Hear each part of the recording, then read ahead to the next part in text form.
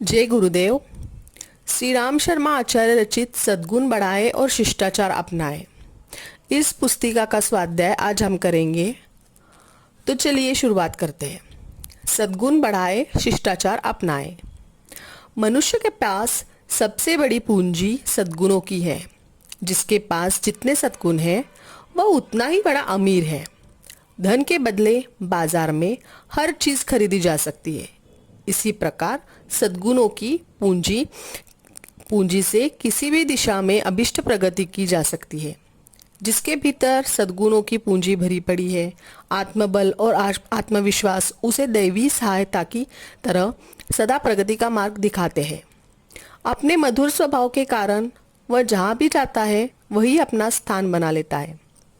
अपनी विशेषताओं से वह सभी को प्रभावित करता है और सभी की सहानुभूति पाता है। दूसरों को प्रभावित करने और अपनी सफलता का प्रधान कारण तो अपने सद्गुण ही होते हैं। जिसके पास यह विशेषता होगी उसके लिए पराये अपने बन जाएंगे और शत्रुओं को मित्र बनने में देर न लगेगी। जीवन का आधार स्तंभ सद्गुण है। अपने गुण कर्म स्वभाव को श्रेष्ठ बना लेना, अपनी आदतों को श्रेष्ठ सज्जनों की तरह ढाल देना वस्तुतः ऐसी बड़ी सफलता है जिसकी तुलना किसी भी अन्य सांसारिक लाभ से नहीं की जा सकती। सद्गुणों के विकास का उचित मार्ग यह है कि उन्हीं के संबंध में विशेष रूप से विचार किया करे। वैसे ही पढ़े, वैसे ही सुने, वैसा ही कहे, वैसा ही सोचे और सद्गुणों को बढ़ाने में, सत्प्रवृत्तियों को ऊंचा उठाने में सहायक हो। सद्गुणों को अपनाने से अपने उत्पाद और आनंद का मार्ग कितना प्रशस्त हो सकता है, इसका चिंतन और मनन करना चाहिए।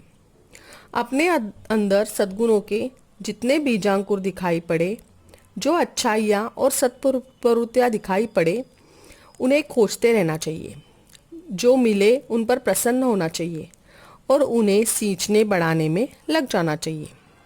घास पात के बीच यदि कोई अच्छा पेड़ पौधा उगा होता है तो उसे देखकर चतुर किसान प्रसन्न होता है और उसकी सुरक्षा तथा अभिवृद्धि की व्यवस्था जुटाता है, ताकि उस छोटे पौधे के विशाल वृक्ष बन जाने से उपलब्ध होने वाले लाभों से वह लाभान्वित हो सके।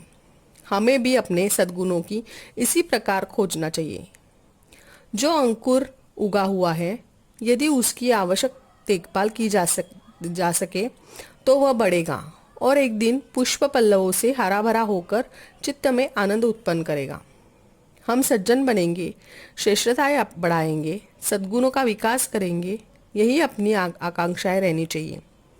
सद्गुण यदि थोड़ी मात्रा में भी अपने अंदर मौजूद है तो भविष्य में उनका विकास होने पर अपना भाग्य और भविष्य बहुत ही उज्जवल होने की कोशिश सहज ही की जा सकती है। माना कि आज अपने अंदर सद्गुण कम है, छोटे हैं, दुर्बल है, पर यही क्या कम है कि वो मौजूद है, और यह क्या कम है कि हम उन्हें बढ़ाने की बात सोच भी रहे हैं। संसार में कोई विभूति ऐसी नहीं है जो तीव्र आकांक्षा और प्रबल पुरुषार्थ के आधार पर प्राप्त न की जा सकती हो। सद्गुणों की बहुमूल्य संपत्ति मानव की सबसे बड़ी विभूति मानी जाती है। उसे प्राप्त करना कठिन तो है, पर कठिनाई उन्हीं के लिए है जो उधर ध्यान नहीं देते, जिन्होंने अपने मन और मस्तिष्क को श्रेष्ठता का महत्व समझने और उसे प्राप्त करने के लिए अभिमुख कर रखा है। उन्हें उनका लक्ष्य प्राप्त होगा ही। वे श्रेष्ठ सज्जन बनकर अपने को परम भाग्यशाली अनुभव करेंगे ही। एक राजा को एक दिन स्वप्न में एक साधु ने बताया कि कल रात को एक विषैले सर्प ने काटने से तेरी मृत्यु हो जाएगी। वह सर्प तुम्हारा पूर्व जन्म का शत्रु है और अमुक पेड़ की जड़ में रहता है। प्रातः काल राजा सोकर उठा, विचार करने लगा कि आत्मरक्षा के लिए क्या उपाय करना चाहिए। राजा को विश्वास था कि उसका स्वप्न सच्चा है। उसने सर्प के साथ मधुर व्यवहार का निश्चय किया। संध्या होते ही पेड़ की जड़ से लेकर अपनी शैया तक फूलों का बिछोना बिछवा दिया, सुगंधित जलों का छिड़काव करवा दिया, मीठे दूध के कटोरे की जगह जगह रखवा दिए और सेवकों को कह दिया कि सर्प आए तो उसे किसी प्रकार का कष्ट न दे। रात्रि के समय सर्प जैसे जैसे राजा के महल की तरफ बढ़ता गया, उसका क्रोध कम होता गया। अंत में जब राजा के पास पहुंचा तो उसके सद्व्यवहार से प्रसन्न होकर मित्रता के उपहार स्वरूप अपनी बहुमूल्य मणि देकर वापस चला गया। भल मानस और सद्व्यवहार ऐसे प्रबल अस्त्र है जिसने बुरे से बुरे स्वभाव के दुष्ट मनुष्यों को भी परास्त होना पड़ता है। गुणों का विकास करने में प्रयत्नशील हो तो संदेह नहीं कि आप सम्मान प्राप्त करेंगे। लोग गुणों की पूजा करते हैं, व्यक्ति की नहीं।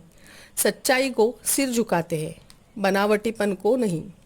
टेसू का फूल देखने में बड़ा आकर्षक होता है, किंतु लोग गुलाब की सुवास को ही अधिक पसंद करते हैं। आप में सद्गुणों का विकास होगा तो आप अवश्य ही प्रशंसा के पात्र होंगे। गुणों की मात्रा जितनी मनुष्य में विकसित होती है, उसी अनुपात में लोग उधर आकर्षित होते हैं। अच्छा काम करने वालों की सब जगह प्रशंसा होती है। अपना कोई एक गुण सामान्य श्रेणी के व्यक्तियों से जितना अधिक होगा, उतना ही आपको अधिक यश मिलेगा। गुण ग्राहकता एक विशेष भावना है। यदि सभी विचारों को अलग करके मनुष्य इसी में ध्यानपूर्वक अपनी मनस्थिति को केंद्रित कर दे और प्रतिदिन अपनी भावना को दृढ़ करता रहे, तो वह सद्गुणों का दुष्यमान पुतला बन जाता है। उसकी मानसिक शक्तियाँ बढ़ जाती है, बैर घट जाते हैं, पराये अपने हो जाते हैं, दुख मिटने और सुख बढ़ने लगते हैं। गुण देखे, गुणों की चर्चा करे, गुणवानों को प्रोत्साहित करे, तो अपना यह स्वभाव दूसरों के लिए ही नहीं, अपने लिए भी परम मंगलमय सिद्ध हो सकता है। सुकरात बहुत ही कुरूप थे। फिर वे एक सदा दर्पण पास रखते थे और बार बार मुंह देखते थे। एक मित्र ने कारण पूछा। उन्होंने कहा, सोचता हूँ इस कुरूपता का प्रतिकार मुझे अधिक अच्छे कार्यों से सुंदरता बढ़ाकर करना चाहिए। इसी बात को याद रख के मैं दर्पण सहायता मिलती है। दूसरों की बात सुकरात ने कही, जो सुंदर है उन्हें भी बार बार दर्पण देखना चाहिए और सीखना चाहिए कि ईश्वर प्रदत्त सौंदर्य पर कहीं दुष्ट प्रवृत्ति के कारण दाग धब्बा न लगा जाए। इनका मत था, मनुष्य में चंदन जैसे गुण चाहिए, सुडोल या बेडोल बिखरे सुगंध ही। तो चलिए इसी के साथ आज के भाग को मैं विराम देती हूँ। जय गुरुदेव, सभी को प्रणाम।